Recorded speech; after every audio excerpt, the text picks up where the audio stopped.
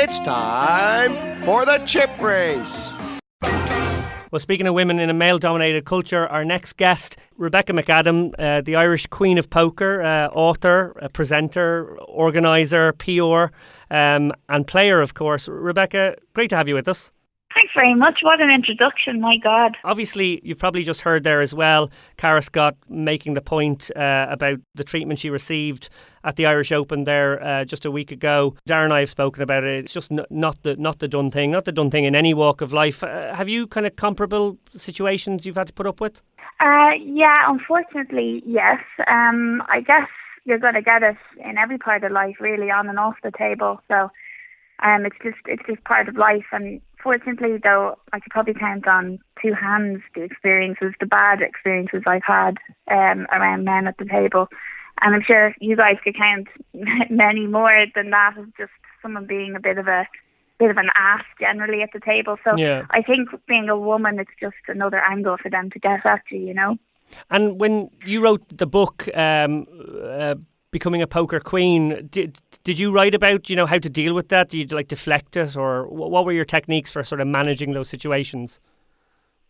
Well, the book itself was really aimed at beginners, so I didn't want to get too heavy into anything or put anyone off. But my general advice to sum it up would be, if you're feeling very uncomfortable and someone's doing something wrong, to always, tell the floor staff, because, they're there to protect you, they're there to protect the game. But generally, if it's something you feel that you can handle yourself, my way to handle it is by pretty much not saying anything and letting my game do the talking. Now, you were involved essentially in the biggest ever poker festival in Ireland, the UKIPT Galway Festival, the 1 million guarantee. And I know you worked for years on the media side of the Irish Open. Given the dwindling numbers we saw at the Irish Open this year, and I know you weren't there, so you didn't see it personally, but the numbers were by far the lowest.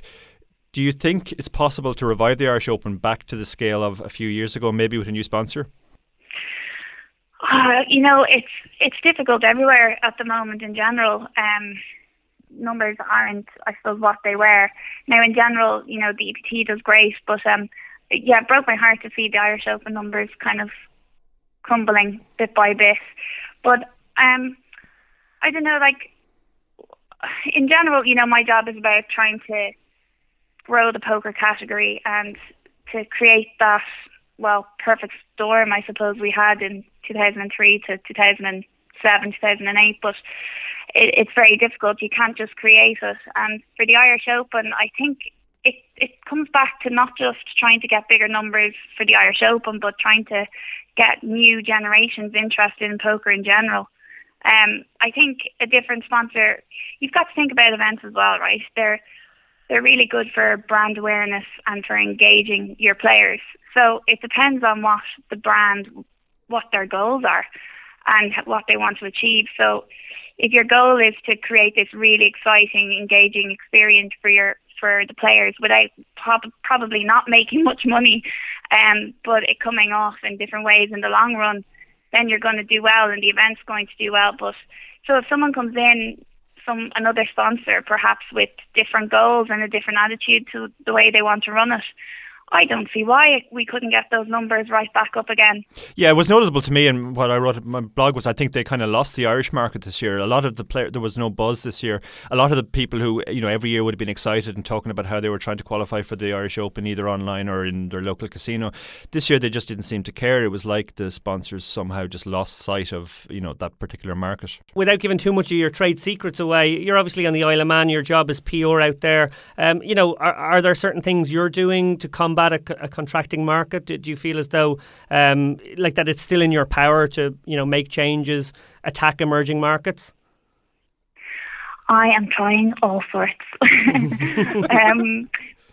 Pretty much I knew that, I know the media so well, the trade media, that I knew taking the job to talk to new audiences and new media was going to be really, really tough.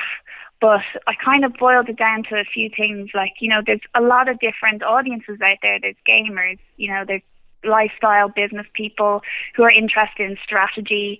There's different people we can be talking to, and kind of my job is pretty much to get them interested in poker and show the crossover appeal. in poker in general, and then where they go from there is up to them, and it's up to the brands to make themselves as interesting as possible for the players or the interested parties to go there. I think for a long time what happened was we started to get too we targeted players and people who were very heavy into poker too much, and we spent so much time talking to the people who already loved poker and not enough time trying to find ways to target people who might be interested. So for me, it's really to try and bring in, even from the very source, for lifestyle media. Like, you know, I'll bring media who's never been to an event before, who don't even know poker, to an event.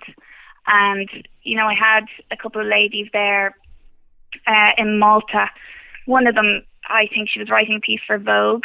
The two of them had a blog. Cool. And you think, like, what has that got to do with, you know, poker? No, but you're right, and it sort of brings it all full circle again in a sense, back to our point about women in poker. They're the emerging market. You know, they're 51% of the world, yet they're probably only, 6 or 7% of poker.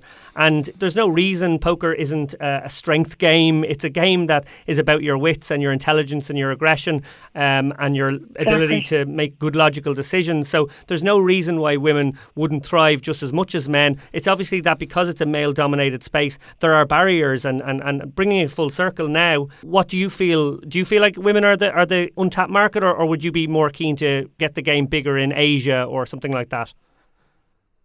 I just think it's a whole new generation that don't know anything about poker as well. Like, you know, you're talking about, I know my nephews, they're 18 now, and they don't know anything about poker. When I was 18, I was down in the fifth every Thursday, Friday, Saturday night. So, like, you know, so we haven't really boiled the story down to these new generations. We're talking to the same people over and over again, and now those people are just getting older. Sure. So for me, of course, it's looking at different markets, and, you know, every market is different, you know.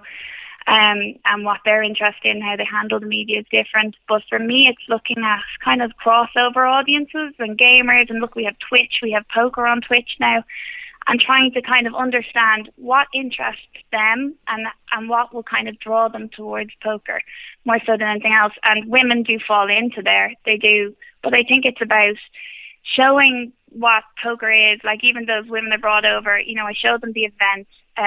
They couldn't understand, you know, oh, there's a TV table, show me this, and what's that noise, is that the chips? And even just showing them basically how to play and introducing them to a few female players. Yeah. They were like, we can't wait to go back and write stories. And those stories reach people who, you know, we've never reached before. So I think it's boiling it right back and kind of showing poker as the form of entertainment, the social interaction, that kind of thing. Yeah. And I think we stopped focusing on that for a long while. Sure, yeah. I think it's very interesting you talk about, like, people coming from online gaming backgrounds and so on. I think, like, in poker, people do tend to come from one of two backgrounds. It's either sort of a general gambling perspective, which I guess would have been the traditional market that people aimed at, and also the online gaming market. Specifically in relation to women in poker, and you've obviously written you have literally written the book on that and how to be a poker queen. But how do you feel about women-only tournaments? Do you think that they're useful? And did you read Liv Burry's recent piece on it?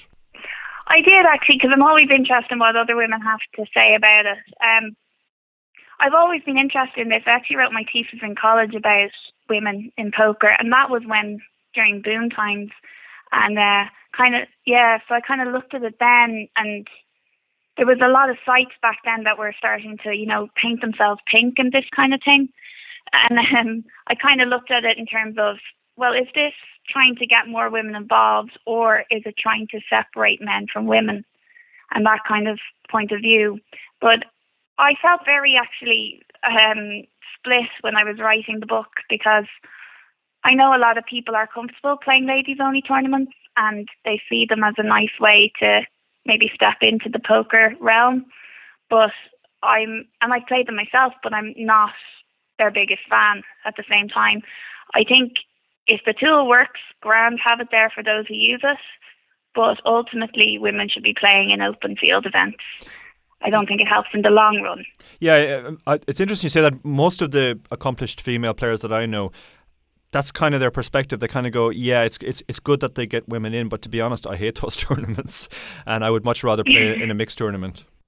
Yeah, they're actually awful to play. Like, I have a great time with the women when I'm playing them, but I find them that either there's a load of beginners, which is great, but then you have these absolutely weapons of players too, so it swings and misses. It's absolutely awful. Yeah, these non-open fields are interesting because obviously Darrell Kearney's heading out to the World Series this year to try and mop up all that dead money from the seniors game. Thanks for that, Dave. Yeah.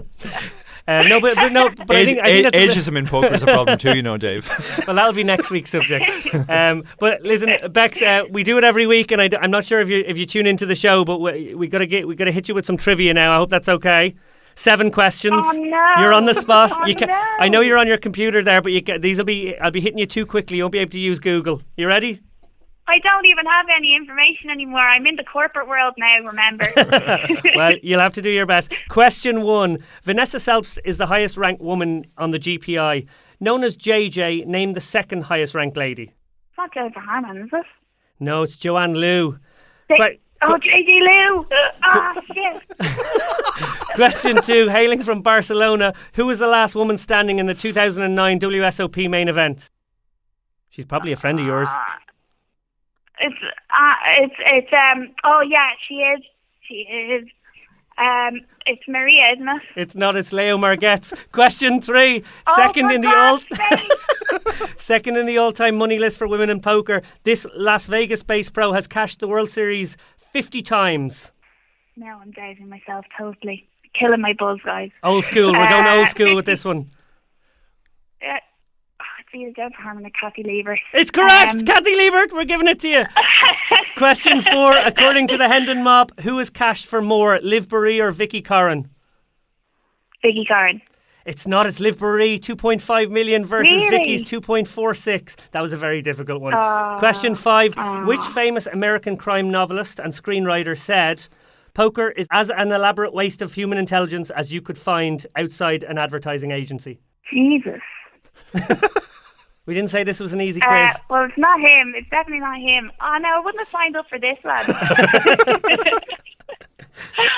The answer is Raymond Chandler, I'm afraid. Question 6. The UK IPT Galway in 2013 was won by which Scottish poker beast?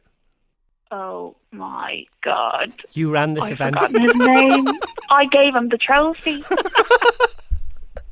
Oh, my God. I'm afraid the answer is Alan Gold. Question 7. Oh At the my 2013 God, Winterfest, you came third. This one's on your life now, Rebecca. We've high hopes for this one.